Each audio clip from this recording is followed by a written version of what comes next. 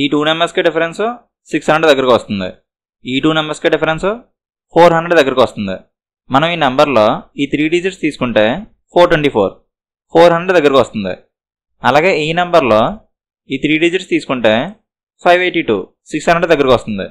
అంటే టోటల్ ఈ నెంబర్ నుంచి ఈ నెంబర్ తీసేస్తే ఈ నెంబర్ వస్తుందేమో చూద్దాం.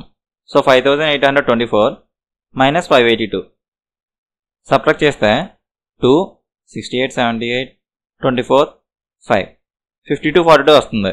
చూడండి సరిపోయింది. ఇక్కడ సేమ్ లాజిక్ ఇక్కడ కూడా అప్లై చేసి చూద్దాం.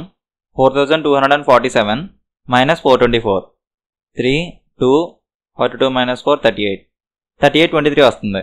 సరిపోయింది. అంటే ముందు నెంబర్లో స్టార్టింగ్ నుంచి 3 డిజిట్స్ తీసుకొని ఆ 3 డిజిట్స్తో ఫామ్ అయిన నెంబర్ని సబ్ట్రాక్ట్ చేస్తే నెక్స్ట్ నెంబర్ వస్తుంది అనమాట. సో ఇక్కడ మైనస్ 524 చేస్తే ఇక్కడ ఏమొస్తుందో తెలిసిపోతుంది. సబ్ట్రాక్ట్ చేస్తే 42, 24, 18, 52 మైనస్ 5, 47.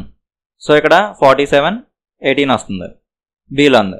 ఇంకా మనం చెక్ చేసుకోవాలంటే 47, 18 మైనస్ 471 చేస్తే 7, 21, 3, 24, 4, 42, 47 వస్తుంది. చూడండి సరిపోయింది. సో ఇక్కడ క్వశ్చన్ మార్క్ ప్లేస్లో 47, 18 వస్తుంది.